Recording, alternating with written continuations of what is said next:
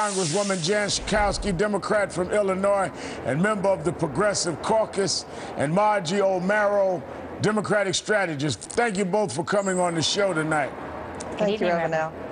Congresswoman, let me start with you. Is the GOP serious about holding the economy hostage again just to get what they want? Well, think about the cards they're holding. They are in favor of tax cuts for the rich. They want to cut entitlement programs. They want to cut Medicare, make seniors pay, and they want to once again threaten the economy of the United States of America by defaulting on payments, or at least to threaten that. This is not a very popular position among the public. In fact, they will be, I think, it's a suicidal mission that they're on, that the American people will make them pay the price. I really don't understand their strategy. Margie, if you look at the fact that in the 2011 debt ceiling battle, Senator Mitch McConnell had this to say.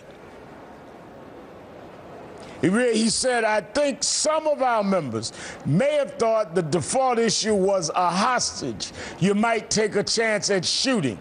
Most of us didn't think that. What we did learn is this. It's a hostage that's worth ransoming. And it focuses the Congress on something that must be done. Now, if this was their thought and his attitude in 2011, do you think that's what we're dealing with, that kind of feeling, attitude of holding the hostage for ransom now? I hope not. I mean, it's certainly bad for the economy, and it's also been bad for the Republican brand. It's the reason that they were unsuccessful at the polls in November. It's the reason that now polls consistently show that voters would blame Republicans instead of President Obama by 2-1 if we don't reach a deal for the fiscal cliff.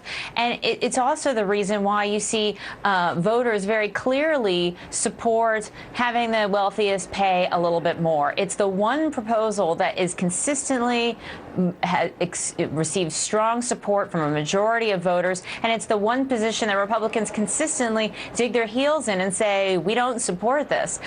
So they're on the wrong side of the politics, they're on the wrong side of the policy, they're on the wrong side of what history supports makes sense. It's just a bad strategy all around. Now, what happened last time that we went through this debt ceiling hostage, it led to the first credit downgrade in U.S. history. The stock market dropped by 1,300 points in August of 2011, and the GOP approval rating dropped 12 points, Congresswoman. Do we need to play this game again? No, and that's why the president went to the business roundtable. This is a very unpopular position among the American people, but also the business community really understands what the consequences, and there are real consequences. The downgrading of our credit rating is consequential in our country, and so I think it was smart of him to say that he wasn't going to be playing that game anymore in front of business leaders. Let me ask you this, Congresswoman. Nancy Pelosi, the minority leader, she argued the Democrats must stand strong against raising the Medicare eligibility age. Will Democrats hold the line on this? I don't think there's any question. We cannot raise the age of Medicare. This would be a major cut in benefits. It would hurt people from 65 to 67, because the truth of the matter is, many people in the United States are not living longer. Those are people, poor women are actually living shorter. People who make less money are living, I have not seen their longevity grow.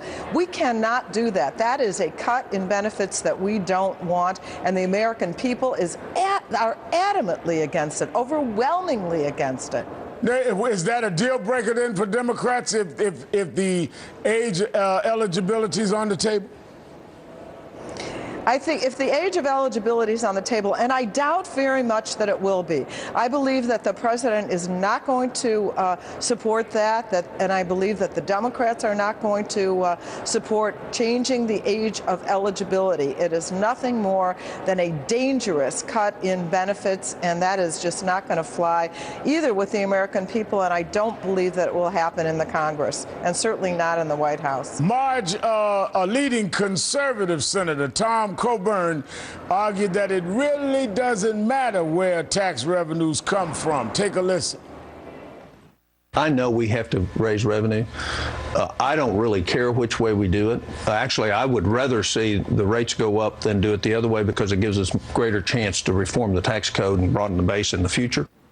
What do you get from that comment, Marge? Well, I do see that some Republicans are trying to pave a way for there to be an agreement. I think it can be an encouraging sign. The trick is you have the Rush Limbaugh wing of the Republican Party that is really pulling John Boehner and pulling Republicans farther to the right. And I hope that this is just posturing, and that now that they've gotten their posturing out of the way, everybody can come to the table. But certainly that wasn't what happened last year. So, it just really remains to be seen. President drove home the point today that tax rates need to go up. There's no other solution. Take a listen. The holdup right now is that Speaker Boehner took a position, I think the day after the campaign, that said, we're willing to bring in revenue, but we're not willing to increase rates. And I've just explained to you why we don't think that works. We're not insisting on rates just out of spite or out of any kind of partisan bickering, but rather because we need to raise a certain amount of revenue. Congresswoman, do the Republicans realize the president did win the election? Well, certainly some of the Republicans have caught on, but they've also realized that they are just on the wrong side of the majority of Americans by saying that they're going to go to the mat, they're going to fight to the finish, they're willing to bring their economy down to fight for the top 2%. Really? This is not going to help them. If they want to win in any future election, they're taking the wrong position. Some Republicans are definitely coming around to that conclusion. Congresswoman Jan Schakowsky and Margie Omero, thank you both for your time tonight. Thank you. Ahead, they may be caving on taxes, but Republicans